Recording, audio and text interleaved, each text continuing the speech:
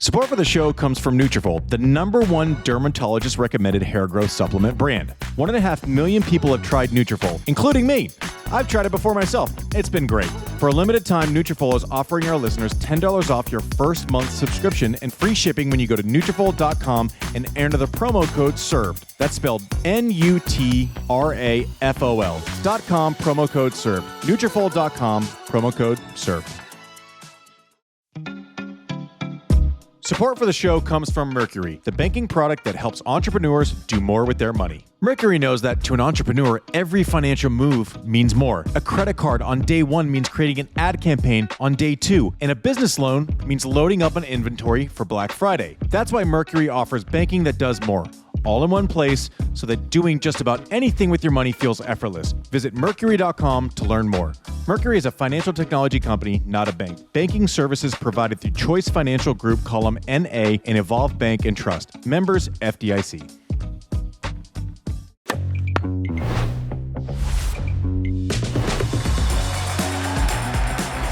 Hey everyone, welcome to Served. I'm Andy, he's producer Mike, Techie Sean. Social Sophie's got something for me after this segment, it looks like, because she's here in the room as well. All a big happy Serve family today. Welcome into the show. We are going to get straight into the Racket Rundown, brought to you by Wilson. Story of the week, I think, which leads into one of the bigger stories of the year, which I think has been kind of underserved. Get it? See what I did there? Oh, God. Okay. If I said someone's ranked 913 in the world, let's take it back like a year. 913 in the world. What do you think the odds would be of that person being ranked 11 a year later? And wouldn't everyone know those numbers off the top of their head? Yeah. That'd be crazy. That'd be a crazy story. It'd be nuts.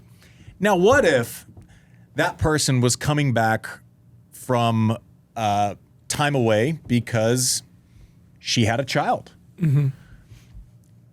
and went from 913, didn't play tennis for a long time, went from 913 to 11 in the world? I feel like everyone would be talking about that, right? Like all the time. Like one of the stories of the year. I am happy to talk about it. Belinda Bencic, winning last week, is up to 11 in the world. Her year-end ranking in 2024 was 913 in the world. It's crazy. You believe that shit? It's crazy. That's absurd. Like 913 is like you don't really have a ranking. Like it's almost non-ranking. 11 in the world, almost in the top 10. Crazy cool story. I don't know her. And also, I'm positive that I really like her. Yeah. Like those kind of people where it's just like no one says anything wrong. They go about it the right way. Nothing they do on court ever really rubs you the wrong way. Like they're just good. Props to Belinda Bencic. 11 in the world right now. Yeah. 913 a year ago. On the road with her kid, which is cool. Like it's a family effort. We had her on Love All, and she talked about, kind of how her family structure was set up to support her. It's amazing. She's incredible. Superheroes. Absolute superheroes. And I love that this is a story that is now happening more often. Like dear friend Kim Clijsters, was one of the ones who kind of set the terms that, this is something that's real. This is something that's going to happen. It doesn't always happen from 913 to 11. It's nice to see it when it does. I think this is such a cool story. Congrats to Belinda Bencic on her win last week. Congrats to Ann Lee. It's another story that we haven't talked about enough. Winning last week in Guangzhou, 33-24 on the year. There are really good players who have been like top 30, 40 for a long time that don't have a winning record on tour, right? And that doesn't count challengers. Tour record, 33-24, career high ranking now, 25 years old. Just a great year. Not one that we've talked about a ton. Still doing work at the end of the year. Joao Fonseca. We've been wanting it. Everyone's been ready for it. Top 30 in the world. Imagine breaking out like he did and getting kind of the name value and the name recognition that he did at the beginning of the year. Doing casual things like making the third round, the youngest person in 25 years to make the third round of the French Open and Wimbledon back-to-back. Stuff like that. And people going, man, he hasn't progressed like we thought. Because he lost sometimes. He's pretty young. It's okay to lose sometime. Winning in Basel last week in the top 30, sending a message going into the next year. And also we have to remember, he's going to get some time off. He started by winning Next Gen Finals and what is that played? December? Mm-hmm. Great. Fantastic. So he's been playing 12 months straight. Yeah. It's great. Props to Joao Fonseca. Listen, we've been spoiled by the likes of, Rafa and Carlos and these people that go from 40 in the world to 1 in like a cup of coffee. This kid's the real deal. I had the pleasure of meeting him in New York this year and engaged, looks you in the eye. I like everything about him. Being around him, it seems like it seemed like you can always kind of tell how the other players act around someone. Someone that came out with that much hype is that young. I felt a lot of pushback in the locker room when I was in his position. Probably because I was a prick also, or still am one. But he doesn't seem like that. He seems really nice. It seems like the other players really enjoy being around him. So props to him. Big week for him, winning in Basel. And the other crazy result, Sinner won this week. Oh, no way. Nuts. Someone's good, right? When you see the scoreline and people are like, oh man, he had a tough one. He almost lost to the number 3 player in the world. That's crazy. It's not normal. Wins 7-5 in the third, loses the first set against Alex Zverev. And it's like, man, that was a tight one. It's the number 3 player in the world. Yeah. Who's probably the best player ever not to win a slam. I can say that statistically. You can argue with me on, you like this person, that person, but statistically, Zverev is such a good player, has been so good for so long, hasn't won. He is the best player to have not won a major. No, and it's not. There's not a statistical argument to be made against it at this point. He is so good, but also that speaks to the greatness of Sinner, where someone who is, made a bunch of finals and won the Olympics and won a bunch of tournaments and won year-end finals multiple times and all of this stuff. It's like, oh man, he got taken to 7-5 in the third. That's how dominant Jannik Sinner's been, especially indoors. Like we forget what he did last year at World Tour Finals, where I don't think he lost more than 4 games in a set the entire tournament, which is absurd on a fast indoor hard court. Just crazy. I've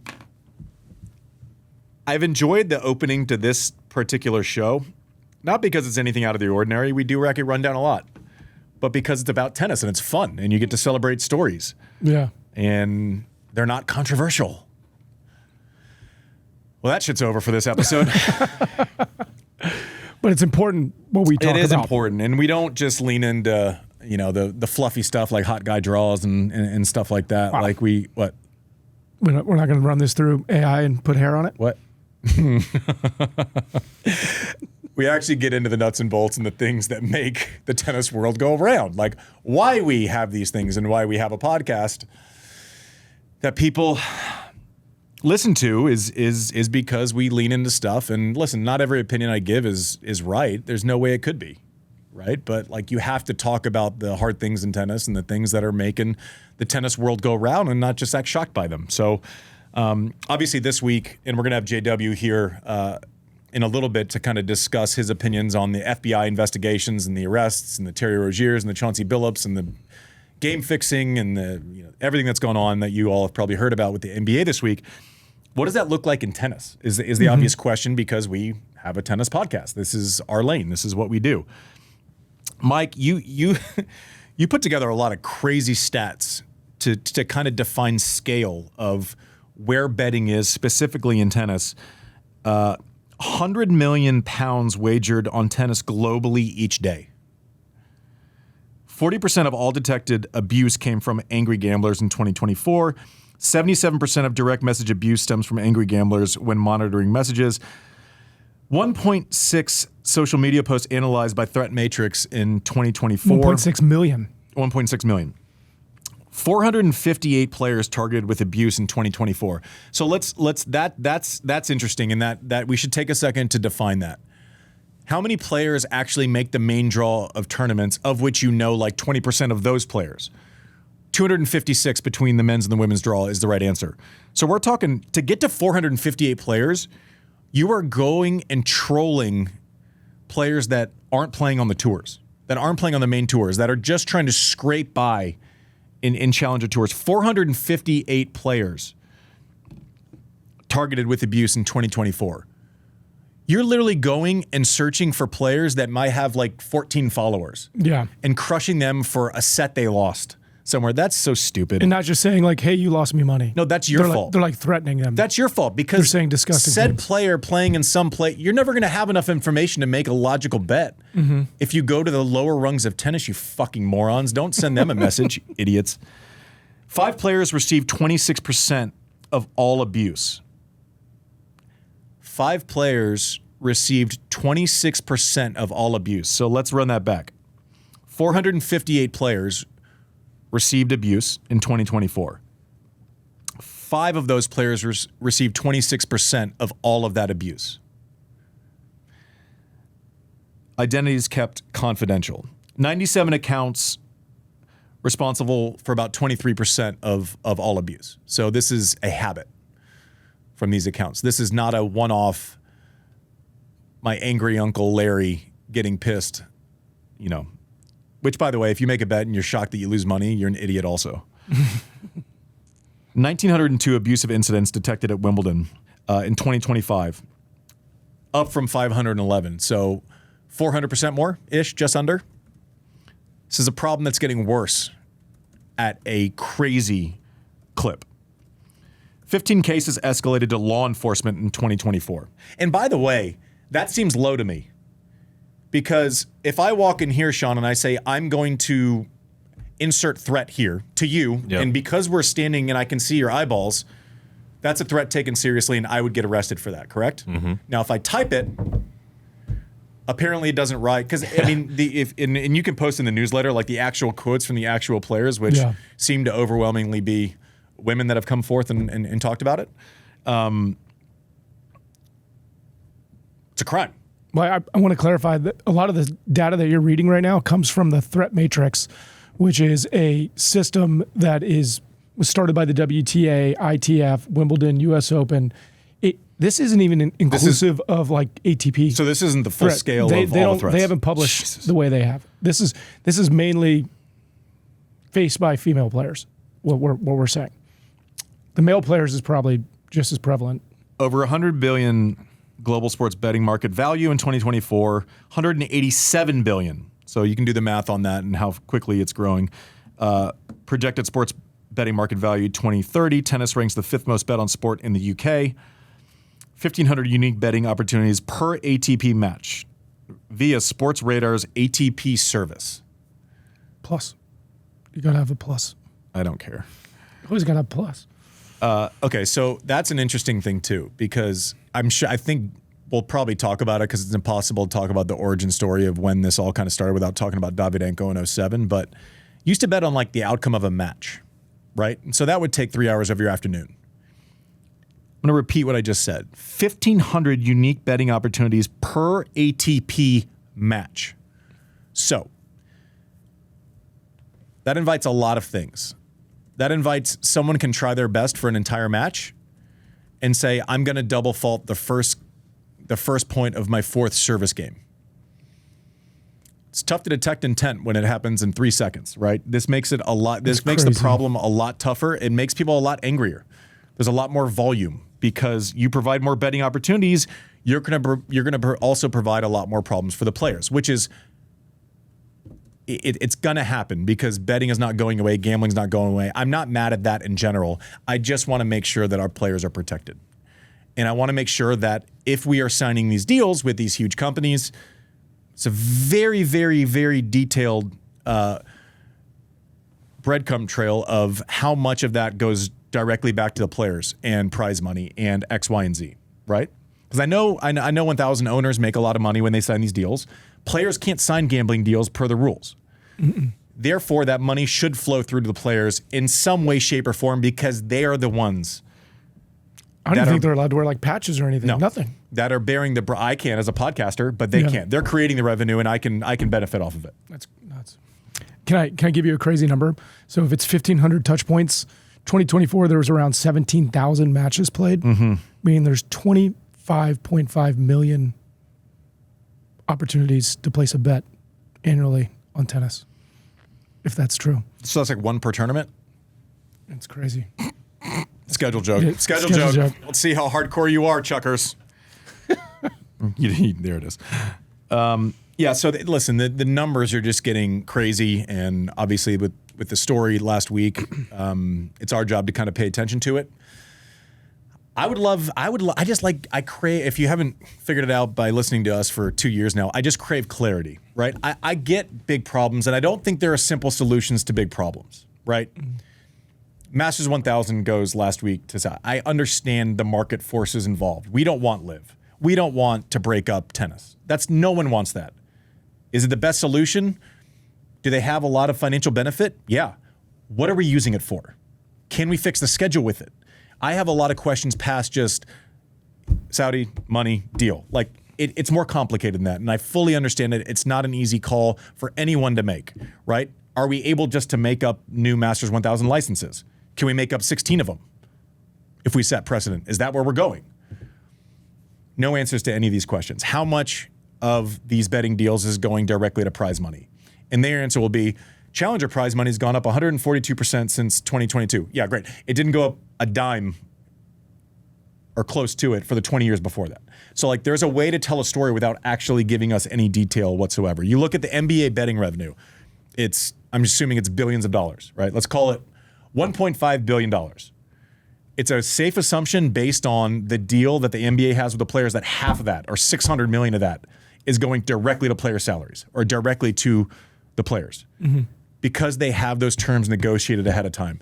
It's like they're doing these deals, and then it's to play, and then what we're doing is we're playing catch up with what goes to the players based on the deals that are coming across the line. Mm-hmm. That's a problem. What do you think, Mike?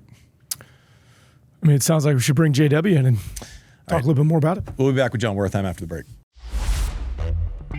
Support for the show comes from Nutrafol. Nothing beats the ego boost that comes with a good hair day. So if you want a whole body approach to tackling hair issues like shedding or thinning, give Nutrafol a try. Nutrafol is the #1 dermatologist recommended hair growth supplement brand trusted by over 1.5 million people, including me. I've tried Nutrafol before myself, and it's been great. In just 3 to 6 months, you can go from a hat guy to a hair guy with visibly thicker, fuller hair and improved scalp coverage. Nutrafol Men is clinically tested to improve hair growth and quality. So hats off to great hair. For a limited time, Nutrafol is offering our listeners $10 off your first month subscription and free shipping when you go to Nutrafol.com/men and enter the promo code SERVE. Find out why Nutrafol is the leading hair growth supplement brand on the market at Nutrafol.com, spelled Nutrafol.com/men. Promo code SERVE. That's Nutrafol.com/men, promo code SERVED.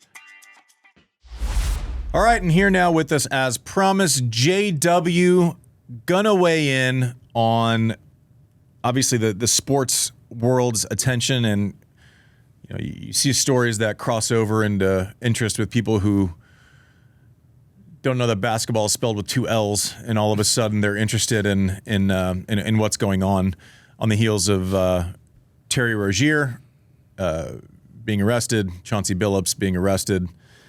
And they're seemingly being, I don't know, NBA players used as bait, maybe throwing, Rozier faking an injury, obviously getting the under on stats and controlling bets and all that, and Chauncey Billups being a part of poker games.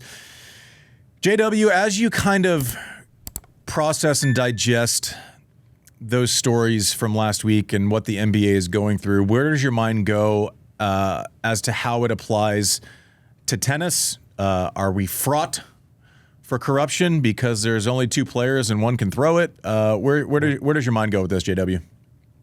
We were fraught. Yeah, I mean, this was sort of the sexy story this week, and some of this was about X-ray rooms and in contact lenses that can read poker cards. But I think the bigger question is about integrity of competition in sports. And what do we love about sports? That it's unscripted and we don't know what's happening, and the whole bottom falls out if competition gets corrupted. What do you need to have happen? Well, you need to have someone who can manipulate an outcome, and there are few sports that are easier to do than tennis. And I think that's one thing. I mean, maybe we'll get to Davydenko, which is sort of the big tennis scandal. It's almost 20 years ago.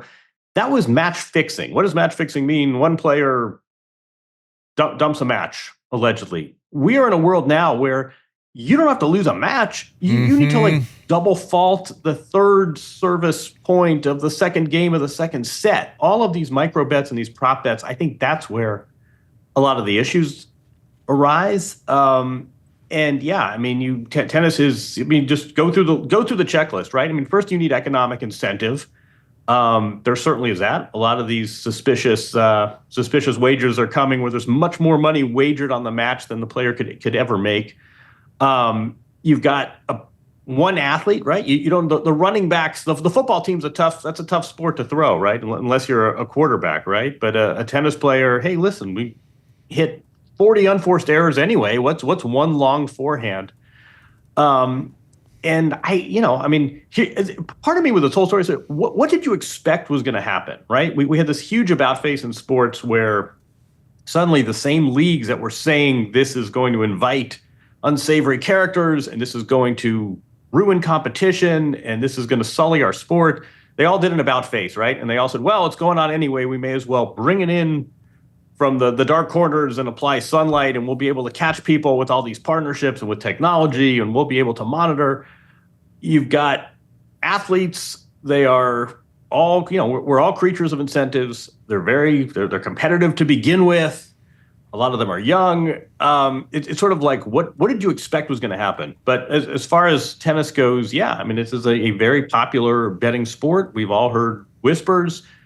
Do I think the Wimbledon final is rigged and tainted? No, but I think just logically, just as a common sense thought exercise, tennis is pretty vulnerable here. It doesn't take much, especially in this era of live betting and prop bets where it's not a question of winning or losing and match fixing. It's second serve 70 minutes into the match fixing. So, I think tennis is in a pretty precarious spot here. Yeah, and you mentioned the Davydenko match. And so let's just, for people that have just kind of read headlines and are like, wait a minute, I thought it was about poker. It's about throwing a game. So Terry Rozier was a player for the Hornets and someone that we watched and like weirdly played his ass off, but then apparently didn't for at least a game. At least a game. Yeah. So basically the way it works is bettors come in and they bet the under on like 3, 4, 5 statistical categories for Terry Rozier. So let's say that year he averaged close to 20 points a game.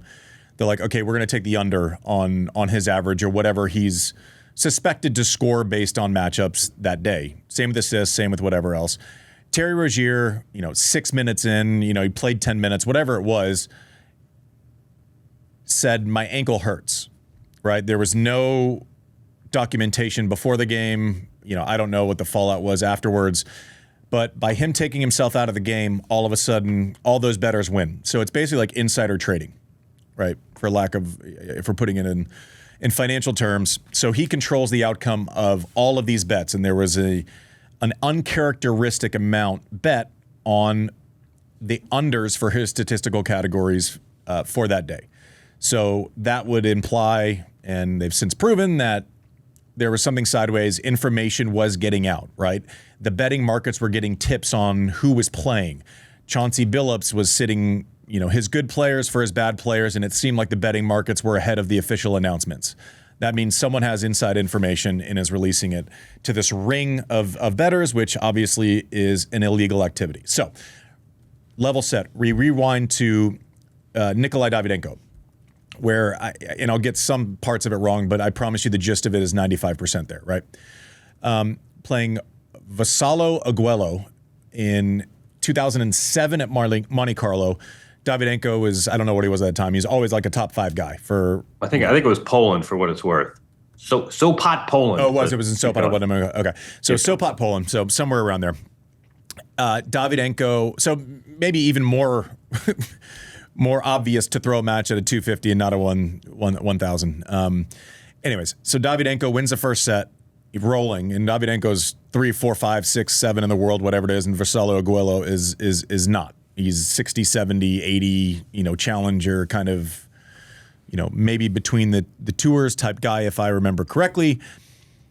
You wouldn't think, Mike and Techie Sean, that if a guy 4 in the world wins the first set, that you would get $7 million in action for the other guy to win the match. Like Vassallo Aguelo is going to turn this thing around against a player that's much better and in form everything else. That's what happened. So also it's very outsized, the amount of bets. Like they said, most matches at that moment got like 300K in action. This got 7 million in the first little bit of the second set. So you fast forward, what's going to happen? Aguero wins the second set. Strange. Davydenko pulls out with an injury that was not previously disclosed. So it's pretty similar to the circumstances around Terry Rozier, right? And then the betting companies kind of void it based on like crazy practices, and then there are lawsuits, people saying, give me my money. It got really ugly. There was a full investigation. The ATP, you felt like kind of just wanted it to go away. There was ultimately, I don't think there was any punishment for Davydenko. And he was cleared. Yeah, if there was, it was like not much. I don't remember him being gone. Pretty sure I remember him kicking my ass shortly thereafterwards. But if there is inside information, that is how someone can affect millions and millions in betting markets and shifts. And it's basically insider trading, and you need a single person to affect it in tennis. I know another story, just to provide some color, because we don't know the reasoning behind, the if Davydenko knew what was going on and he was cleared. So let's make that very, very, very clear. We also don't know the reasoning, right? It could be, I'm in on it, like a Terry Rozier, or it could be, I have a friend, I'm not going to name names, but played in Moscow, or St. Peter's, somewhere in Russia one year, and gets a call in his room at the host hotel one night and says, this is the offer for you to throw the first round match. Wow. You can contact us here. And it was 7-8x what he would have gotten. And this is someone who was, I don't know, a career high 60, 70, and then played between 70 and 200 for, bulk of their career. He didn't do it. But the implication was, we're there, we'll be watching you, we'll be in the first row. Like it was intimidation, right? And it was threatening. So he had two decisions. One, he goes the financial one. That's not worth any reputation tarnishment. I like being on tour. I'm not going to do that. But then it's the other thing. It's like, go to certain places. This NBA thing was driven by the mafia. It's a scary thing, JW. That's a great point. And in the Davydenko case, the vast majority of the money was bet from the account traced to Russia, right? It wasn't like that wildly disproportionate amount bet on this throwaway 250 match was spread out. During the investigation, the investigators were threatened. One of the reasons the investigation took, I think it was more than a year. One of the reasons the investigation took so long was because the investigators were being threatened. And then Davydenko, it was very strange. I guess technically the headline would be he was cleared, but the ATP essentially said that there was no evidence of wrongdoing. I don't have it in front of me, but it was like no evidence that there were of wrongdoing, which is not quite. It's like we couldn't prove the case. It's not like, yes, you're free to go. And one thing that always stuck me, I'm glad you raised a point, because we're creatures of incentives. We just said this, right? And a lot of it's like, why would these millionaire athletes risk their reputation? I think in a lot of these cases, there is a duress angle as well. And I'm glad you brought up threats, because some of this is like, hey, here's an easy way to make more in money than you would ever make in prize money. All you have to do is dump. But these are some unsavory characters sometimes. I mean, the mob poker game allegations, the kind of folks that threaten investigators to the point that they remove themselves. I think there's a whole element in some of these match fixing cases of duress and defense, and we know where your family lives, and we often frame this as why would I heard this? Why would Chauncey Billups make $9 million a day? How greedy? How much money do you need? He makes $9 million a year. How much money do you need? That's one angle. Another one, and this is utter speculation, but there's an element of athletes feeling threatened as well. And to your story about the colleague who went to Russia, I've heard similar things, that sometimes this is an easy way to make more money than you're ever going to make by winning this match. All you have to do is double fault or get broken in the third game of the second set. But I've also heard some pretty unsavory threats. And if there's a temptation, it's not to make money, it's defense. It's to prevent harm. So I think just something people might want to bear in mind. Yeah, and obviously, like you're not going to get like someone putting their Hall of Fame resume at risk for, in my opinion, for $100,000 to take a dive at a 250 somewhere. But the ATP Challenger Tour, they just signed a huge deal with was it Sports? It's all part of the larger deal with Sports Radar, which basically has a 6-year deal overall with the ATP. Yeah, and so they claim that due to that deal and this thing called the TDI, the Tennis Data Innovations, which the ATP owns, that you've seen 160% increase in Challenger Tour prize pool money since like 2022. Well, it's $14,000 now to win the same tournament that I won in 2000 when I played Challengers. It's $7,000. So math is I'd need to have some details on that. So I'm assuming they have details on what percentage split goes straight to the player's prize money with these betting deals. One would assume that'd be easy to find, but no. Great. Why don't we ask the ATP? Would they like to comment? We anytime you see data deal, by the way, I mean, that's just a euphemism for we're making a deal with a sports book. The way these press releases are worded always crack me up, where it's you make it sound like these are great analytics and these are problem solving, innovative. They have all these buzzwords. It's basically just you're paying a sports book for the right to the data, so they can then have they can have gaming and gambling. That's a great question to the ATP. Just flat question: how much money are the players getting out of these data deals? What is? I mean, they can't have sponsorships, which I always think is kind of weird, right? Imagine if the U.S. Open said, "Hey, we've got to just name a Lincoln Continental is our sponsor. We're doing a deal with them. Here's a splashy press release." But if any player is seen driving a Lincoln Continental, they are automatically banned. So the product is so problematic that the players would face a ban if they used it, but apparently not problematic enough so that you can take sponsorship money if you're the institution. I'd love to. That's a great question for the ATP. Simple question, simple math. How much money of this is going to waterfall down to the players? And at all levels, they're using basically like the candy of this much is raised and it's going to go down to the challengers. How much is going to go there? Yeah. And is that going to go to infrastructure or is that going to go to pockets? Right. And the increase since 2022, that's fine. But the prize money at challengers was an increase for 20 years before that. So like I could almost make a press release say anything that I wanted to. Right. Like so.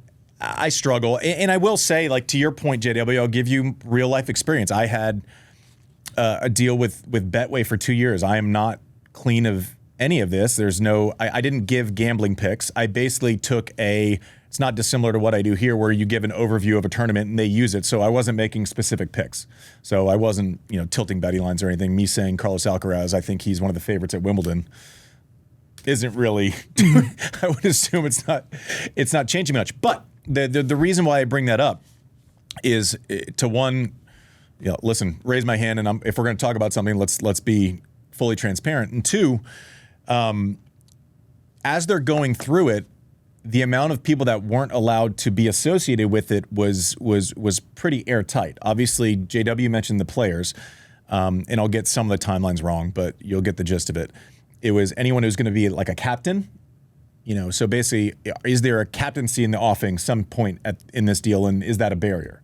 Right? Those are conversations had. If you had worked with a player, if you were currently coaching a player, or had worked with a player in the last 2 years, if you're credentialed, at certain tournaments by a player, right? So there were all these restrictions to where the only people left to, give a tournament summary for any one of these companies was like a podcaster, right? It was a pretty skinny, narrow lane to JW's point, but then all of a sudden we're announcing, these massive deals worth hundreds of millions of dollars for the tours. And it's like, listen, if we can't sign the same deals with the same partners that you're signing to benefit, how much of it is actually going into our pockets? Because there's an offset, right? And this is the way I look at it. Nothing's clear. Like we talked about the Saudi 1000 last week, and one of the points I've had a lot of chatter. We do these shows and I get a lot of texts from people. By the way, I fucking hate requests for off the record conversations. Just so we're clear, I don't want an off the record conversation if we're talking about something that you're addressing that I said on the air. Yeah. I'm happy to be wrong, but just tell me I'm wrong on the record and I'll come on here and explain why I was wrong. Or you can come on it the show. Open invite. Always. Always an open invite. Yeah. Always. Clear as day. No problem. Come on. Tell me why I'm wrong. I would love to hear it. The Saudi thing was interesting because there's like different layers to all of these things. So I came on last week and we didn't really talk about the Saudi specific of the deal. It was more just schedule and where it's going to place. And we knew this was going to happen. And, you know, hopefully it's for good. And hopefully it's going to make a change. Right. Despite of, you know, and then everyone's like, you didn't talk about how bad it is enough. Okay. But listen, the ATP, what's your data point with the Saudi money coming in? And I'm using this as an example, and we'll get back to gambling because it does come together. The example that we have is the Saudi money coming in and blowing up golf. That's our data point. That's our precedent. That's what we have. Now, do we want to potentially invite that into our sport where all of a sudden it's blown up and no one knows what's going to happen? Or do we want to give them a tournament in the calendar? Yeah. Seems like the safest option is to give a tournament in the calendar, right? So it's not a perfect decision. There are a lot of strings. There are a lot of things. But is it the biggest insurance policy to not get your entire tour blown up by people that probably can't afford to really cause havoc? What do you think, JW? I think I think it's a really good point. I think the difference between the live approach and tennis's approach, but I also think it goes the other way too, right? If part of the reason you are investing in sports is part of this national rebrand, right? Part of this sort of reputational laundering. I'm not sure Saudi Arabia looked great blowing up golf and having dueling lawsuits and this tour and viewership drops. I think tennis had some leverage here and said, listen, guys, you can go ahead and try and go bull in a china shop and blow this thing up and go sort of hostile takeover. Is that really going to accomplish your end? If part of this is reputational, is that really good for you? I'll tell you what we're going to do instead. You're going to get an exhibition. You're going to bring the women over here. We'll have Nadal. We'll have some big names come and legitimize this. You'll sponsor the rankings. And this will look a lot more strategic and civil. You're not going to blow up our sport. You're not going to get the bad headlines that came with Live. I think tennis had a lot more leverage here than perhaps they even knew. Well, but we don't know how they exercise their leverage because we don't know the financials of the deal. Right. You're talking about for the Masters 1000 specifically. Yeah. So like we don't. That's the point. Like they announced this gambling deal, but we don't know what goes to what. Mm-hmm. The Saudi deal, we don't know what's going to go to buybacks. We don't know if they come and they say, "Listen, this was the least worst of our decisions on the table, and we can accomplish a month back in the schedule and fix this problem that's been an issue for a long time." Okay, at least maybe we can. There's something good that might come out of it, right? Support for the show comes from Mercury, the banking product that helps entrepreneurs do more with their money. For entrepreneurs, your banking transaction history is like a scrapbook of important moments in your company's history. That deposit isn't just a deposit, it's the first batch of seed capital. Sure, business is business, but to entrepreneurs, it's also personal. Mercury is the banking product made by entrepreneurs for entrepreneurs. It's meticulously designed with your needs in mind to make managing your business's money effortlessly simple and streamlined. Here at Served, Mercury has been a game changer when it comes to organizing our invoices, tracking our billing, and most importantly, being sure we take care of the people that make this show possible with on-time payroll. Banking, cards, spend management, invoicing, and more are all in one place with Mercury. Ready to see what powerful banking can do for your business? Visit Mercury.com to apply in minutes. Mercury is a financial technology company, not a bank. Banking services provided through Choice Financial Group, column NA, and Evolve Bank and Trust, members FDIC. With the gambling thing, it's going to happen, right? It's going. There's no way you can stop it on tennis. I'm not mad at the partnerships. You just want some clarity. So there are two things that I really, really want to know, and then I'm going to kick it over to you, Mike. So get ready for the timeline. Okay. On how quickly it's gone from we will not take betting partners to let's go. The two things that really concern me are where's the money going and what problems is it fixing in tennis? Right? Is it going into someone's pocket who's not actually playing, winning the matches, and or having to deal with the fallout, right? Because NFL players are eyes wide open. There are dangers to this game. CTE is a massive problem. And most of my former NFL friends would say, I would do it all over again. They knew what they were going to get paid. They knew the risks. They knew what the upside was to this potentially risky decision. Now, you up the volume of trades with partnerships and making it easier to bet, the number of bets that are available that JW has mentioned a couple of times. Who is taking the negative brunt of those things? And by negative brunt, I mean volume, I mean harassment, I mean death threats, I mean, all of these comments. Who is taking the brunt of that? Is it the people making the deals? Who is it? The players. The players. So wouldn't it be rational to say, okay, this sucks, but here is the financial offset to that very clearly, right? Mm-hmm. We have these deals, yet we still have, letters being written, and I can't get anyone on to fucking talk about the letters written and what the players are requesting from the slams, by the way. I've struck out on that. So anyone who would like to come on and actually discuss the issues, that'd be fantastic. But there needs to be a very detailed offset, and then maybe you feel a little bit better, right? It's not going to make it go away, because the stuff that we have a, you can publish it in the newsletter, maybe, Mike, but the stuff that's been written and documented and the stories the players have told, it's not like, oh, you suck. It's not that. No, it's rape and death, and it's disgusting. It's disgusting, right? And so you're like sending players into panic attacks at events. So and disproportionate. It does seem like the women get the disproportionate brunt of this. Yeah. But I like what you said before. Look, you can a couple of keystrokes. I don't have the Google in front of me, but here's what the NBA gets from the betting sector, and X% of this is going to the players. I would love a straight, flat answer. What are the players getting? We know they're getting all sorts of abuse online. We know they're probably getting threats.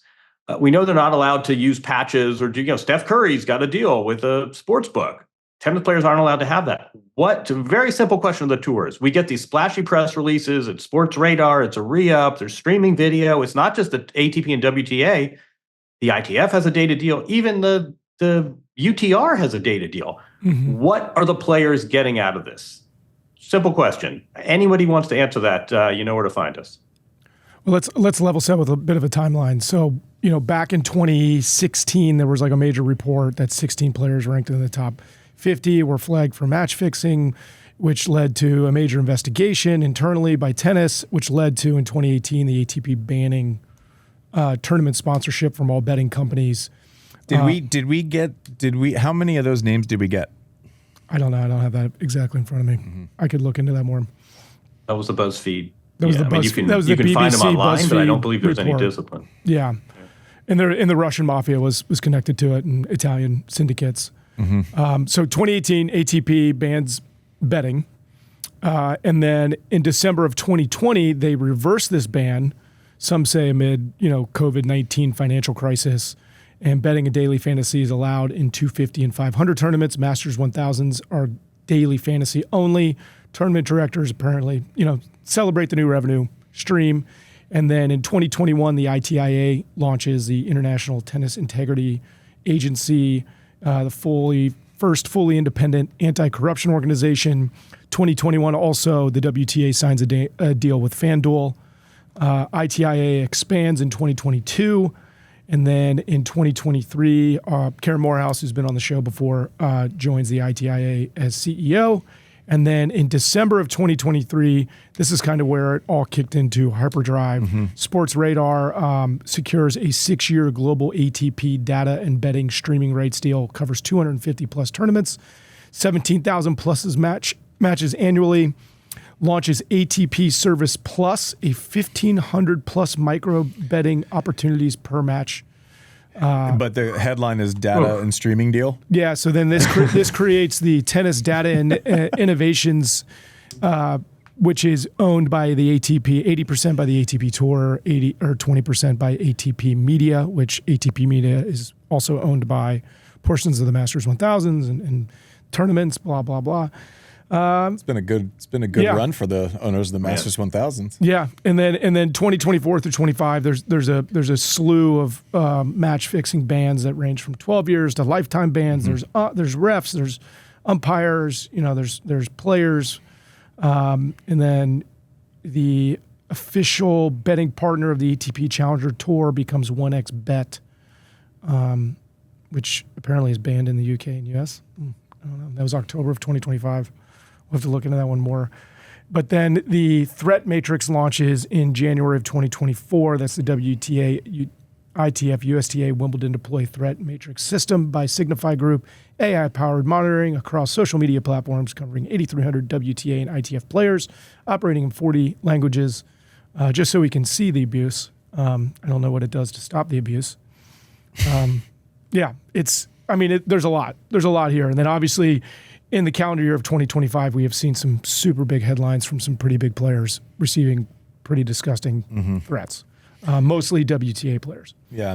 I guess the whole thing is, what are we doing? Like, if someone sends a death threat online, do we have any, of all of these amazing deals and software and AI and data and streaming and all of these buzzwords, I haven't seen security in those, right? And so how do we value online threats? Is it the responsibility of the tour if you're going to be in on profiting, which I'm all for? Listen, this is all a business, so I'm pretty capitalistic, right? Like, I understand what needs to happen for things to continue to go, and all of these deals. What are the fail-safes? What are the responses to threats? How do we investigate online threats? How are they valued versus in-person threats? If someone says the things to these young women that they are saying, what is the responsibility to the tours that have signed these deals that have ultimately increased the volume of bets, therefore increasing the volume of threats? That and how much of the money is going directly to the players. JW, is that kind of the two concerns? I'm in total agreement. I do think we should reserve some sympathy for the tour. You know, the flip side to all this is, look, the stuff's going on anyway. I agree with this, by the way, and I think that's a fair point. I mean, I do think the micro bets and the prop bets put this in a different space, right? And the neighborhood bookie is not saying Sean Wilcoxon is going to have fewer than 3 assists in the next game. I take the under.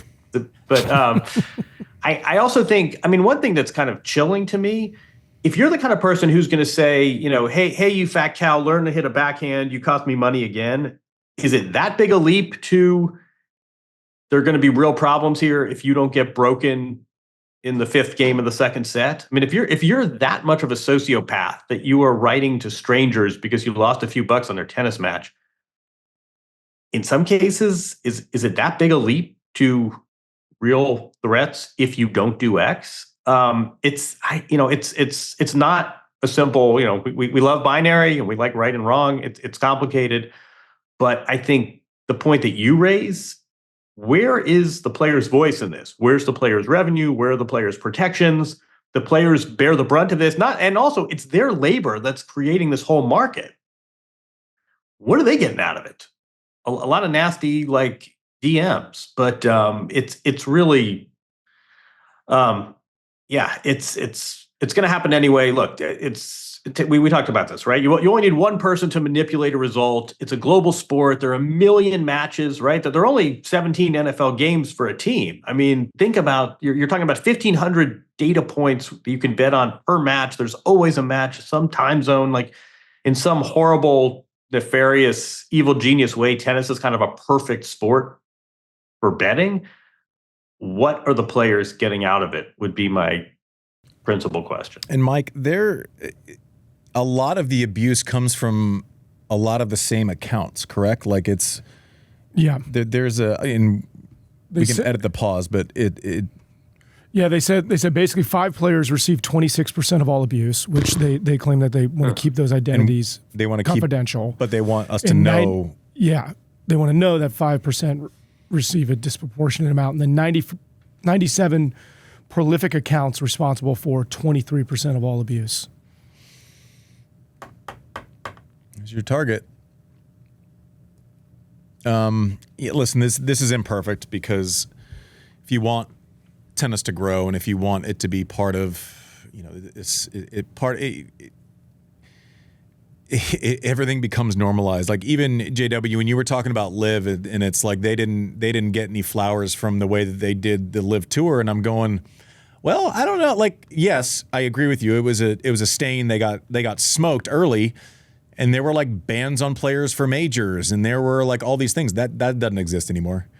Sports washing doesn't happen overnight. Like it's kind of like we now are kind of normal. You know, it's like we kind of give a couple of years. They weren't in a rush for everything to be great. Like that's not the way it works, right? Right. No, and same with this. I mean, Davydenko was match fixing the result. Who's going to win? Who would have thought that less than 20 years later, you could have a point by point micro bet? I also, I mean, just big picture on this. I'm not sure why you would bet on tennis. There's always going to be someone with better information than you, right? I mean, you walk around the U.S. Open and you can see this player's got an ice pack on their shoulder, and this player's coach says, I don't even know if he's going to post. If he is, I'm telling him to pull the ripcord if the hamstring hurts. You're on the other side of an ocean and you're taking action on that. I don't know. I don't know. It's cities have been built with people going there knowing that they're most likely going to lose. You know, I think our sober minds. I think it's more. I think entertainment is a piece of it, and also it needs to be said. I think we kind of referenced it, and if it's not assumed, then it should be said. If you like, I have no problem with people making bets. But it's fun to make a bet with your buddies. It's fun to like. There are people that bet like that. That's fine. If you're an adult and you go online and whine about your bad decision making, fuck off. Yeah. Like all you losers tapping away at your keyboards at people who are actually trying to, you know, blood, sweat, and tears on the tennis court. This is a you problem. This is not a player problem. This is a you problem. JW, what else?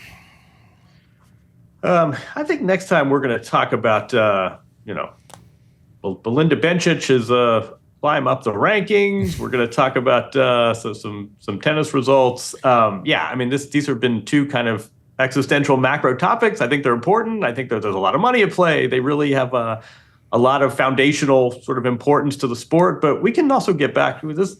It's like the criticisms of TNT. Like we can talk about the actual the NBA show. We can talk about actual athletes doing great things next time. We can balance this. But I'm happy we talked about this. You weren't here for the opening that we haven't shot yet, JW, but we're going to give Belinda Bencic her flowers.